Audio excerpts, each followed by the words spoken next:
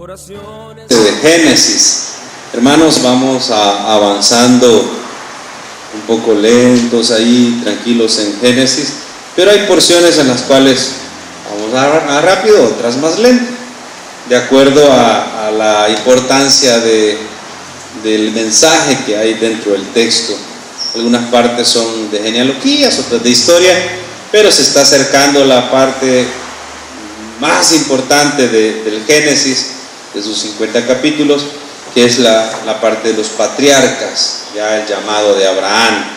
Hasta el capítulo 11,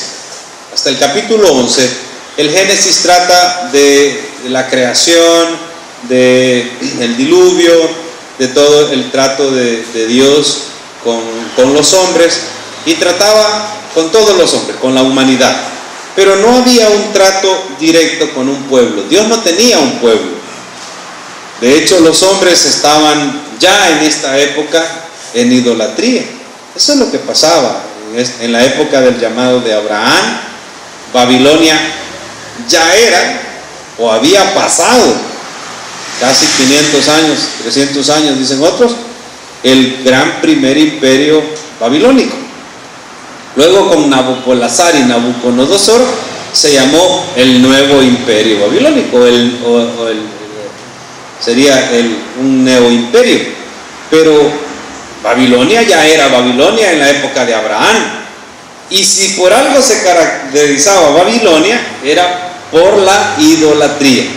De hecho, Juan el apóstol le llama en Apocalipsis madre de todas las abominaciones, era la gran Babilonia, y cuando habla de Babilonia se refiere a la idolatría, la magia y la hechicería, que eran características de esa cultura que se asentó en la llanura del Sinar, entre los grandes ríos Tigris y Éufrates, en una región llamada Mesopotamia.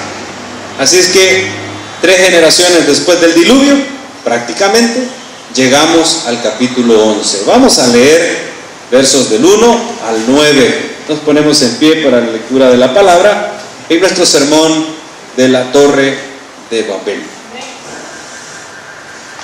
Dice la palabra del Señor así: tenía entonces toda la tierra una sola lengua y unas mismas palabras.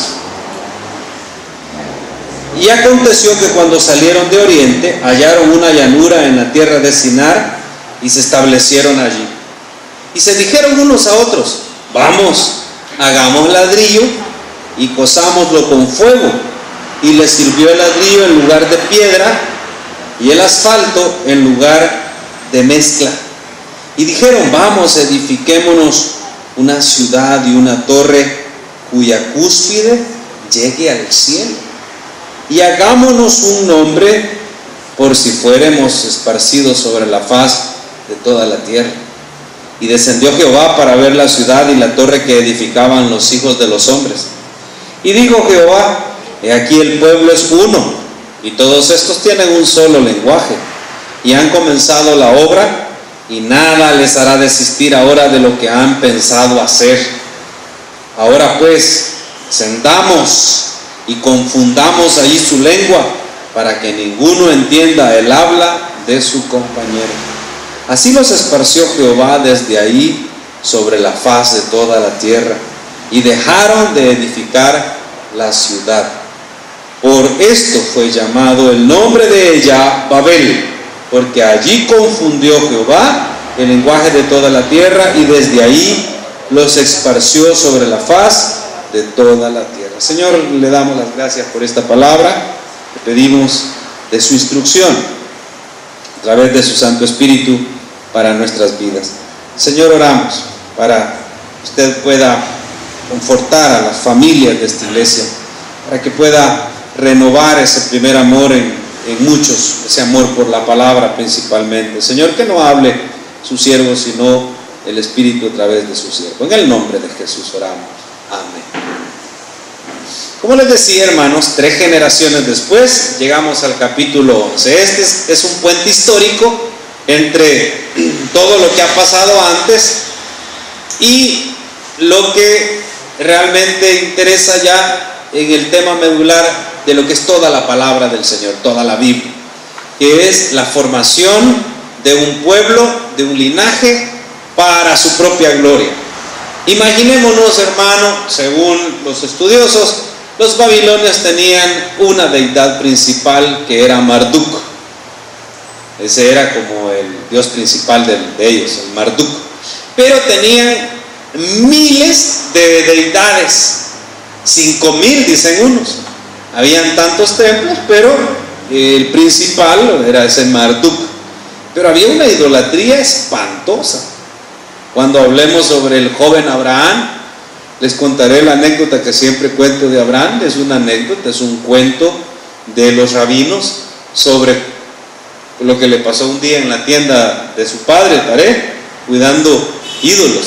Ya es un cuento, pues una historia. Pero era tanta la idolatría que eso nos da una ubicación de lo que eso, de cómo era el ambiente ahí. Llegamos entonces al capítulo, luego al capítulo 12, a este hombre Abraham, de una familia caldea, de los hijos de Sem.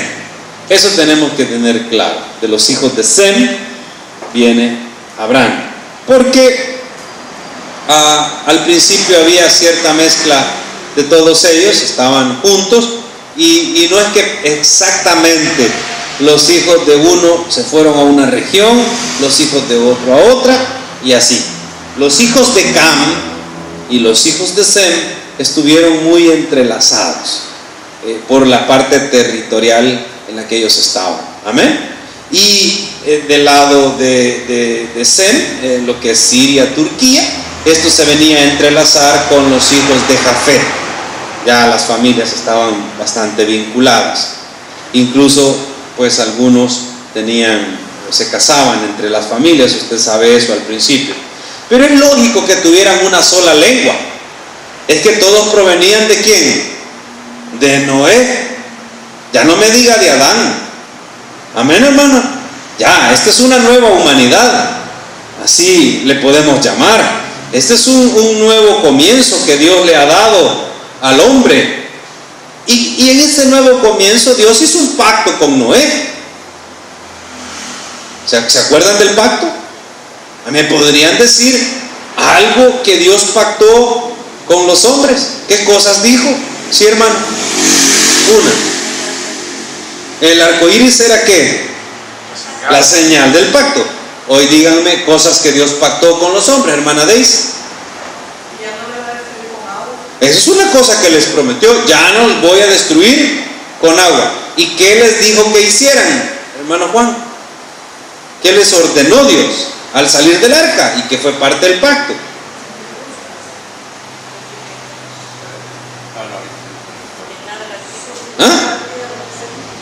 ¿Sí, hermana Heli? Que multiplicaran la tierra. Ellos que se multiplicaran, ¿verdad? Porque si no nos iban a mañar. Vamos a multiplicar la tierra, ¿verdad? Dice que multiplicaran ellos en la tierra, es decir, que se esparcieran, ¿no? Esa orden, ¿a quién se la había dado Dios también? A Adán. Y ellos se habían mantenido en la misma región durante todo ese tiempo por rebeldía. El hombre era rebelde. Ahora, esa es una orden. También les dijo que iban a gobernar sobre los animales y que podían comérselos a todos. Creemos que antes del diluvio eran vegetarianos, hermano. Y que después del diluvio la ferocidad de los animales cambió. Claro, el estrés de estar en el arca, ¿verdad, hermano? Me imagino yo que nacieron estresados ya las crías.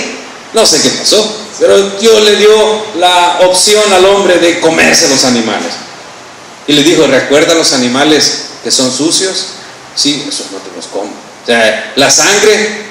No, la cosa no empezó en Levítico con los animales. Ya el Señor había dicho, estos animales limpios los sacrificas. Y acuérdense que de los animales limpios el hombre tomaba para comer. Amén, hermano.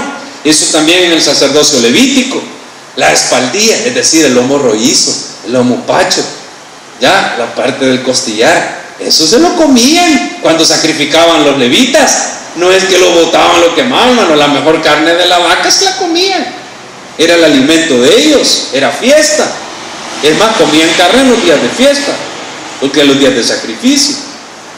Le digo también sobre la sangre que ahogado no, se le dijo, derrama la sangre del animal que te vas a comer. Amén, hermano. Y también le dijo, y si uno de ustedes mata, ¿qué le dijo el Señor?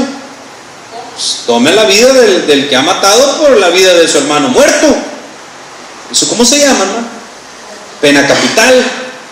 Esa es la pena capital. Está instalada en ese pacto. O sea, empezamos lo que se llama el gobierno humano. Bien, gobiernense ustedes, sean jueces. Pablo lo afirma en Romanos, está sujeto a las autoridades, y no de balde el juez de tu nación trae la espada. Así dice Romanos, hermano. Por si alguien comete un error, comete una falta o mata, pues la espada. Eso está afirmado en Romanos. Es parte de lo que está en el pacto con Noé. Ahora, ellos nomás salen del arca, se multiplican, agarran fuerza, porque solo eran 8 personas, ¿verdad, hermano? 3 generaciones. Hermano, en 3 generaciones habían miles de personas. Es increíble lo que el hombre tiene, la capacidad de multiplicarse que tiene en 3 generaciones. Más cuando, les quiero dar este dato biológico, este periodo antes de Abraham y después de Noé es un periodo biológico en el cual el hombre va disminuyendo la edad que vive, de 800 a 900 años a un promedio de 400 años en la primera generación. Le dije que son 3 generaciones, amén, hermano. 400 años en la primera generación, 300 años en la segunda generación y 200 años en la tercera generación, la generación previa a Abraham. Y de Abraham hasta el hermano Eric allá atrás y yo acá adelante, 120 años. ¿Hay gente de más de 100 años, hermano? Sí. Ya no voy a poner el ejemplo de la suegra. Ya ahí está en un sermón grabado. Pero hay gente. Porque hay gente que dice, no, pastor, la Biblia dice 70, los robustos 80. Entonces nadie viviera más de 81. Y conozco gente de 102. Repito, Otis Clark llegó a los 109 predicando. Búsquelo en internet. Acaba de morir el año pasado, murió rayando los 110 años. A los 109 predicaba la palabra del Señor. Predicador, Otis Clark, porque lo busco. Entonces, desde Abraham, imagínense, hasta ahora, hasta 120 años. Es como Dios va tratando con nosotros. Pero ¿qué hicieron los hombres? Veamos el texto rápido. Tenía entonces toda la tierra una sola lengua y unas mismas palabras. Claro, todos eran hijos de Noé. Noé hablaba ¿cuántos idiomas, hermano? 1. ¿Y quién le enseñó a hablar al hombre? Eso es lo que siempre me he preguntado. El Señor. ¿Y cuál era la lengua que creemos que hablaban? Probablemente era un hebreo, ¿no? Era un hebreo, un arameo, era un idioma parecido a eso, ¿no? Pero tenía que ser un idioma parecido, porque todos los idiomas tienen un origen. Amén, hermano. ¿Quién puede hablar portugués? Nadie. No podemos hablar portugués. Sí, ¿verdad, hermano? Yo tampoco. Pero si usted ve palabras, tienen palabras que se parecen al español. Yo no puedo hablar italiano, pero hay palabras en el italiano que se parecen a mi español. Amén, hermano. Hay muchas lenguas en España que no son español, y algunas palabras, incluso el catalán, algunas palabras se parecen al español. La palabra que todo mundo sabe decir en cualquier idioma es gol.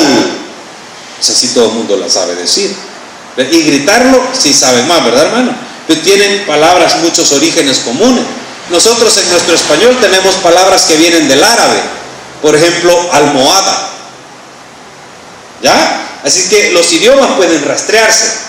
Los idiomas tienen una evidencia que van dejando, señales que van dejando a través del tiempo.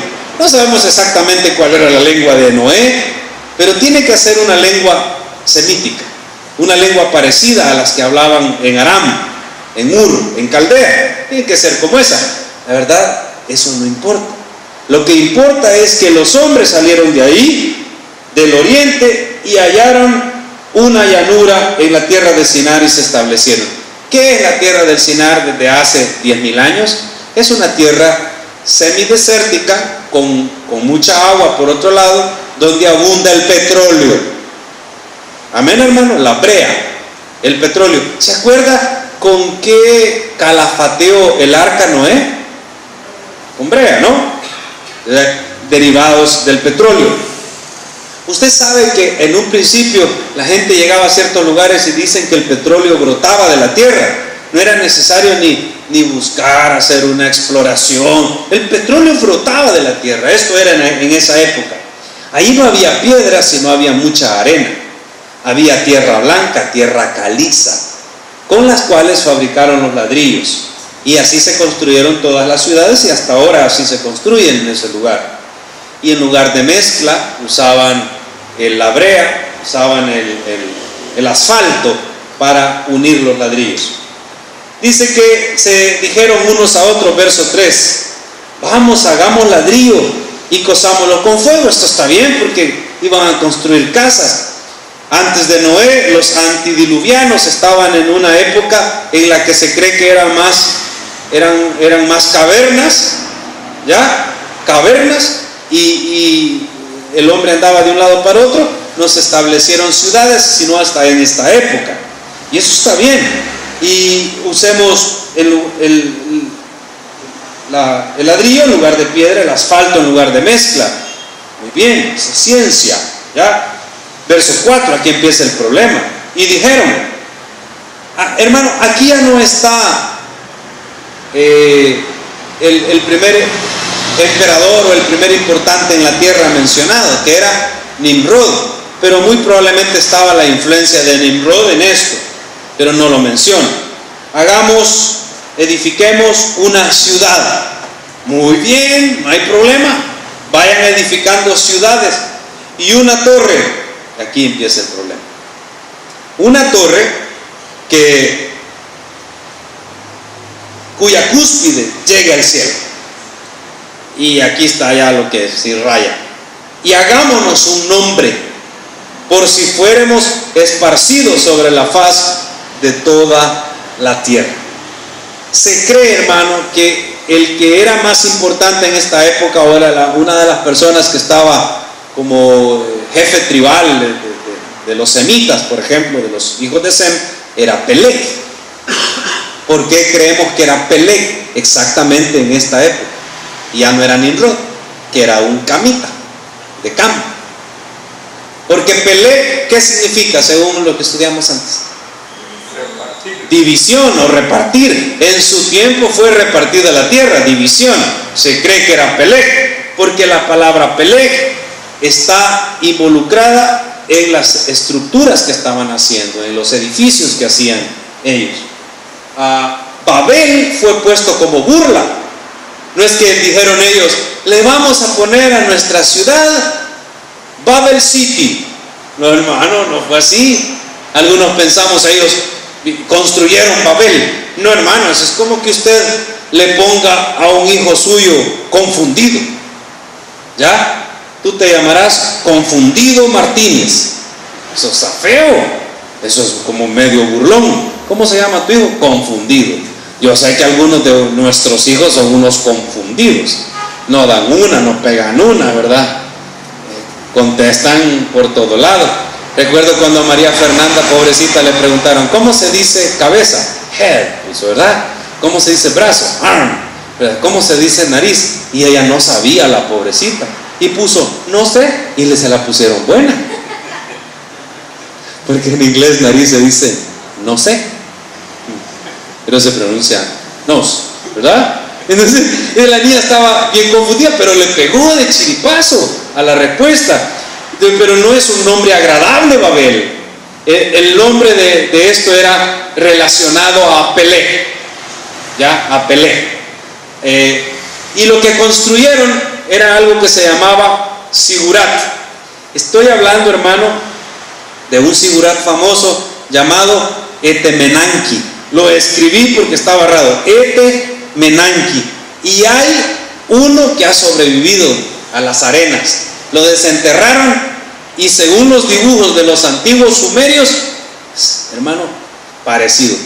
No era una torre redonda como algunos la han construido, era una torre cuadrada. Ahora imagínese usted 2 campos de fútbol. Vaya, pongámonos aquí en la 25, hermano. Ustedes que son bien, vamos hacia allá. Siempre vamos hacia allá. Vamos a imaginarnos 2 campos de fútbol. Empezando acá, ¿a dónde estaría el primer campo de fútbol? Llegando a las casitas de los perros, ¿no? Donde empieza el desvío de nuevo hospital de maternidad, ¿verdad, hermano? No nacen niños todavía ahí. De verdad. Ya hace 6 meses que iban a nacer niños. Pero bueno, la siguiente cancha de fútbol, ¿a dónde estaría? No, quizás estaría en la entrada de la calle principal, la ermita. Ahora, imagínense desde aquí hasta allá. Y de ahí bajemos 2 campos de fútbol hacia allá. Y de ahí 2 campos de fútbol hacia allá, llegamos al cementerio, ¿verdad, hermano? Llegamos al cementerio, a la parte casi del semáforo, de la 17. Y de ahí nos venimos hasta acá. Hermano, imagínese usted en su cabeza cuánto ladrillo, cuánto material para construir la base de 1 kilómetro de circunferencia. El equivalente a 2 campos de fútbol para allá y de regreso. ¿Cuánto tiempo les habrá llevado? Y hermano, esto es en los tiempos antes de las pirámides de Egipto. Estamos hablando de 3000 años antes de Cristo. Muy probablemente 3000 años antes de Cristo. No sabemos exactamente cuánto tiempo, 3000, 4000 años antes de Cristo. Esta construcción enorme. Ahora, la pregunta es, ¿por qué le desagradó a Dios? Pero terminemos de ver en el 5. Descendió Jehová para ver la ciudad y la torre que edificaban los hijos de los hombres. Nótese que no se llamaban hijos de Dios, ¿verdad, hermano? En algún momento dijeron los hijos de Dios y los hijos de los hombres. ¿Se acuerda del capítulo 6? Que se mezclaron. Bueno, acá como que todos eran hijos de los hombres. Es decir, en 3 generaciones se habían olvidado de sacrificar al Señor Jehová. En 3 generaciones la rebeldía, hermanos, era increíble. En 3 generaciones el pecado de Satanás está en ellos, arrogancia y orgullo. En 3 generaciones se les olvidó el pacto con Noé. Así que el Señor viene y dice, el verso 6, dijo Jehová, he aquí el pueblo es uno, es decir, están juntos. Estos tienen un líder, estos tienen un guía. No soy yo quien gobierna sobre estos, es uno. Porque ¿cómo usted hace que miles de personas trabajen construyendo tal monumento si no hay un liderazgo? Es imposible si no hay un liderazgo que eso pase. Y se cree que era el tal Pelé, de la línea de donde viene el Señor Jesús. Pastor, entonces el Señor Jesús viene desde Set, el hijo de quién era? Set, hijo de Adán, y luego Sem, hijo de quién? De Noé, ¿verdad? Y Pelé, entonces no era tan buena pieza el Pelé, porque antes estuvo Matusalén, Enoc, que eran buenos hombres. Ay, hermanos, si en la genealogía del Señor Jesús no importa si eran buenos hombres, malos hombres o pecaron, importa que hay una línea y que Él viene de ahí, para mostrarnos que realmente en nuestra parte humana, hermano, Judá se acostó con la nuera, con Tamar, y nació Fares. ¿O no, hermano? Y Rahab era una mujer que dice que se dedicaba a algunas cositas, ¿verdad? Y Rahab era prestamista de finanzas. No sé, algo. Eso es un chiste muy malo. Ella ejercía la prostitución santa, pero era temerosa del Señor. O sea, ella oyó la historia de los israelitas saliendo de Egipto y tuvo temor de Jehová. Usted sabe esa historia, ¿verdad, hermano? De Rahab con Salmón. Y de ahí David, hermano, tuvo tantas mujeres, David tuvo tantos hijos, y la línea del Mesías tiene que ser de David ¿con quién? ¿Con quién? ¿Y quién nació? Salomón, el rey. O sea, hubo pecado ahí, hermano, y cosas bien feas en la genealogía, así que no nos impresione lo de Peleg. Volvamos ahí. El pueblo es uno, que significa liderazgo. Segundo, todos estos tienen un solo lenguaje. Claro, todos vienen de Adán, de Noé, hablaban el mismo idioma. Y han comenzado la obra, y nada les hará desistir ahora de lo que han pensado hacer. Hermano, ¿cómo se llama esa cualidad del ser humano? Han comenzado la obra y nada les hará desistir ahora de lo que han pensado hacer. ¿Cómo se llama esa cualidad? Terquedad no es tanto cualidad. Más o menos, empieza con D. Determinación. El hombre se determina para lo bueno, pero también puede determinarse ¿para qué, hermano? Para lo malo. Pero cuando el hombre está determinado, lo hace. Hermano, yo no me imagino. O sea, todavía trato de ver esa obra de que Francia e Inglaterra están unidos.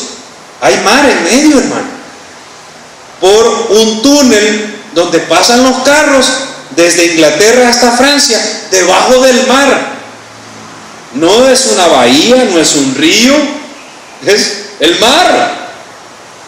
Y el mar del Atlántico Norte, donde a veces hace norte bastante, las olas son altas.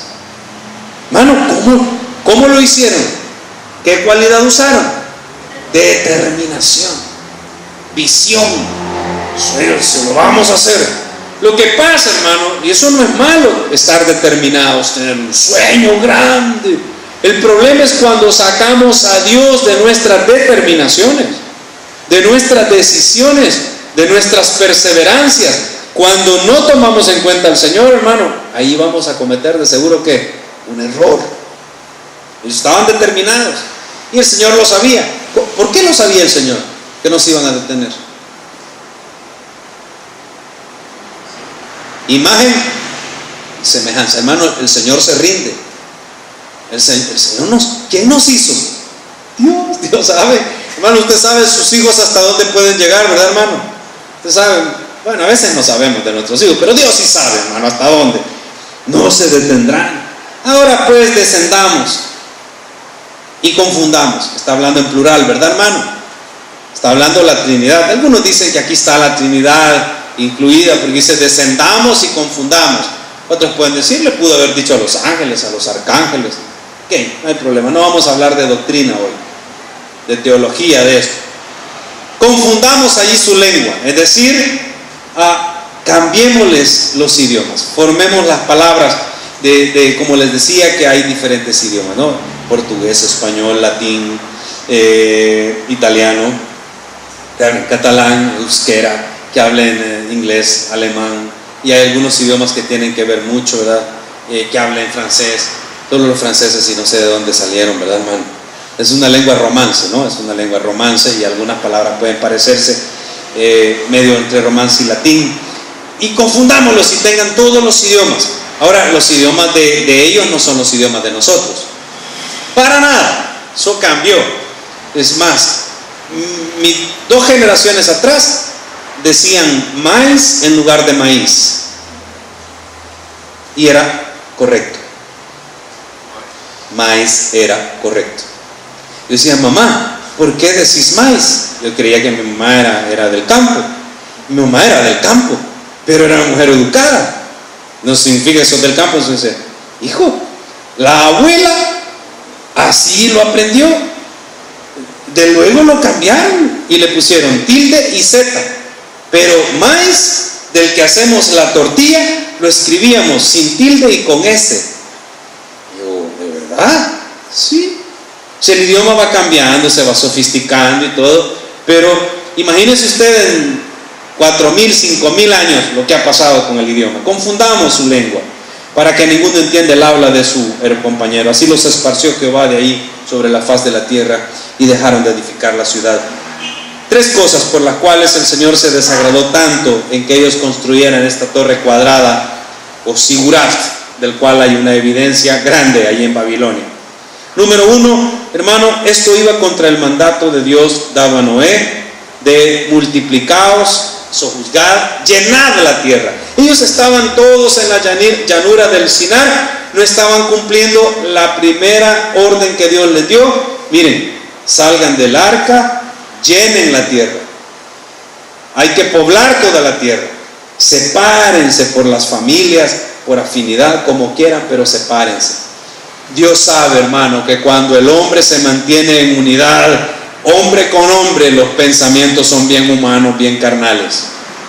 Por eso muchas veces el Señor dice, bueno, vamos a dividir, vamos a restar, vamos a menguar. Porque cuando el hombre toma fuerza, llega el pecado que está en la carne, ese pecado es el pecado que nace en Satanás de arrogancia y orgullo. Así que esta es la primera razón. Ellos estaban en contra del mandato de Dios. Segundo, su motivación era totalmente incorrecta. Hagámonos un nombre, dijeron en el verso 4. ¿Qué es eso, hermano? Orgullo.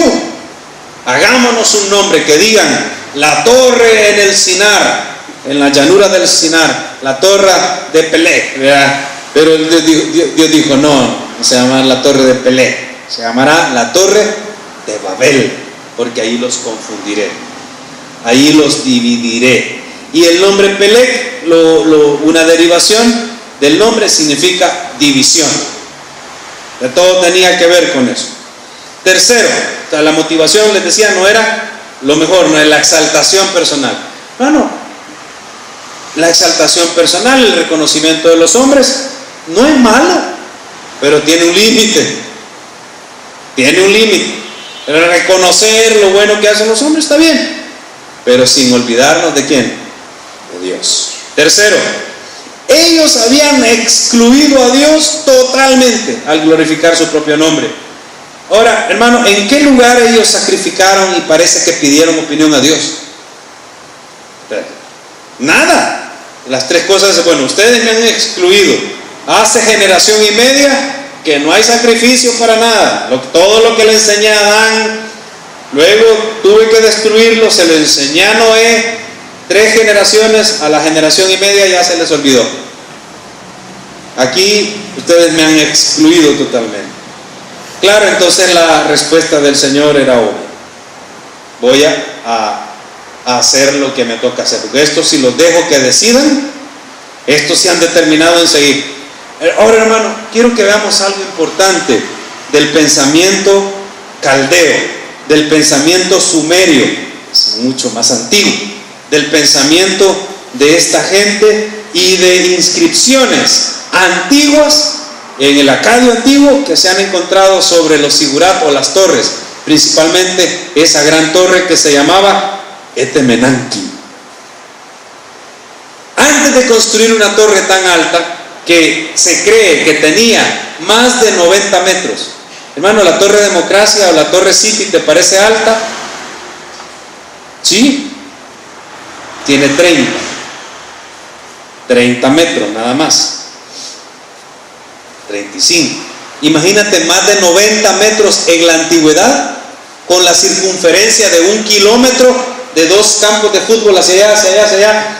Tal vez no lo alto, pero lo ancho. Ahora, llegó hasta 90 metros. ¿Hasta dónde hubiera llegado? ¿A dónde, hermano? ¿Quién sabe? Hasta que se les cayera, porque no tenían, creo, la tecnología para sostenerla tan alta. Iban a sufrir y a morir y todo. Ya ves, yo siempre soy abogado de los hombres y digo, Dios los está salvando aquí de una debacle, de una torpeza, o sea, una torre tan alta. Pero ellos hubieran seguido construyendo y construyendo hacia arriba. Pero antes de construir hacia arriba, ¿hacia dónde se construye? ¿Hacia dónde, no? Se hace una base subterránea. Entonces, en estas inscripciones antiguas, en esta idea que tenían estos sumerios de la antigüedad en su lenguaje, dicen que esta torre hay un poema a Marduk, un poema a sus deidades. Obviamente estos escribieron esto mucho tiempo después de Babel. Amén, hermano. No son los que estaban ahí. Igual el lenguaje vino en tradición oral a esta gente. En este poema dice que la gran torre, el Etemenanki, unirá el mundo subterráneo con el mundo celestial. Y de nuevo habrá una escalera para que podamos tener acceso a la parte de la gloria divina. Acercarnos a Marduk. Hermano, ¿a qué le suena eso? ¿Quién estará detrás de todo? No, ¿quién está detrás de todo planificando? Diciendo, hagan esto. Ya, insulten a Dios. Digan, construyan hacia abajo en el mundo subterráneo para que podamos tener acceso a la parte divina de nuevo. ¿Quién de nuevo, hermano, ahí? Sino Satanás y los demonios. ¿O quién está detrás de todo el conflicto? Lo vengo diciendo desde el Génesis capítulo 1. ¿Quién está detrás de todo el conflicto? ¿El hombre es el motivo del conflicto? El hombre nada más es un peón en el conflicto. Es ahí como en medio de qué. Pero al final el conflicto es entre el Señor y Satanás. ¿Ya? Que no es conflicto porque Dios ya lo tiene acabado, pero digamos que es conflicto. Ahora imagínese usted el pensamiento de este poema. Es un poco tenebroso, ¿no? Al abrir el submundo, el mundo subterráneo, habrá acceso entre este mundo de las tinieblas y el cielo, la luz. Se dice que en la parte alta del Etemenanki tenían unas cerámicas de azul precioso, que obviamente se destruyeron y desaparecieron. Tan precioso, tan azul, que simulaban el mismo cielo. El hombre determinado, hermanos, es capaz de hacer muchas tonteras. Así que el Señor viene y confunde el lenguaje de ellos. Y obviamente que pone en el corazón de ellos no solo un lenguaje distinto, sino que corta la determinación hacia el liderazgo y junta a todos los que hablan un solo idioma. Yo me imagino que en ese momento, de los que hablan el mismo idioma, entre los que se pueden entender, uno siempre toma la batuta. ¿O no pasa así, hermano, en el gremio humano? Siempre hay uno que dice, bueno, miren, calmémonos, todos los que tienen el número 1, cuando estamos haciendo un grupo, sigan el número 2, y siempre yo veo que cuando estamos en esas dinámicas, siempre hay uno que, los número 1, vengan acá, salió el jefe, ya rápido. ¿Usted sabe de qué dinámica estoy hablando? Están 100 personas y decimos, vamos a hacer 5 grupos, numérense, 1, 2, 3, 4, 5, 1, 2, 3, 4, vayan, los número 1 júntense, y sale el jefe de los número 1, y después uno que no se quiere atrás, vayan los dos, dice una señora que es la más buxa de ese grupo, vayan los dos, rapidito, aquí ven, que no nos ganen, y ya se juntan. Siempre en el hombre hay este tipo de sentimientos y de cosas. Así que me imagino que después que los confundió, igual pasó también esto, y cada quien se esparció, dice el verso 9 al final, sobre la faz de toda la tierra.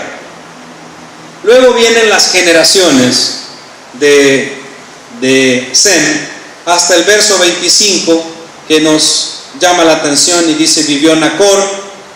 Esto lo puede estudiar en casa, cada una de las generaciones. Ahí está Pelec también en el 17, verso 25. Y vivió Nacor después que engendró a Taré 119 años. Hermano, ¿cuánto vivió entonces Nacor después? 29 años antes y 119 después. Y engendró hijos e hijas. Taré vivió 70 años y engendró a Abraham, hay que decirlo bien, ¿verdad? Engendró a Abraham, a Nacor y Aram. Y de ahí tenemos el puente histórico hacia el padre de la fe, Abraham. Hermano, ¿en qué otra parte de la palabra del Señor los hombres fueron, por un acto divino, cambiaron sus idiomas o sus lenguas de otra manera? En Pentecostés. Ahora, ¿cuál es la diferencia? Llama la atención entre Pentecostés y Babel. Que Dios lo hizo, en ambos casos fue un acto divino, hermano. Pero los de Pentecostés estaban tomados de la mano de la promesa que el Mesías había dado. Esperen la venida del Espíritu Santo, amén. Ahora, ¿se fija qué ocasionó Babel? Las lenguas, los idiomas, confusión. ¿Qué ocasionó las lenguas, los idiomas en Pentecostés? Unidad. Porque estaban tomados de la mano de Dios. Porque era el acto divino de unión, de exaltación a su nombre. Dos actividades de idiomas, de lenguas, pero resultados distintos. En el primero, Dios no estaba incluido. En el segundo, ellos estaban ahí precisamente esperando la promesa del Señor. Hermano, cuando nosotros hacemos las cosas tomados de la mano del Señor, créanme que siempre llegaremos a bendición, llegaremos a estar en el propósito divino y no contra el propósito del Señor. Que el Señor añada bendición a su palabra. Gracias le damos en esta hora. Simplemente alaba, estás llorando, alaba, en la prueba alaba, estás sufriendo.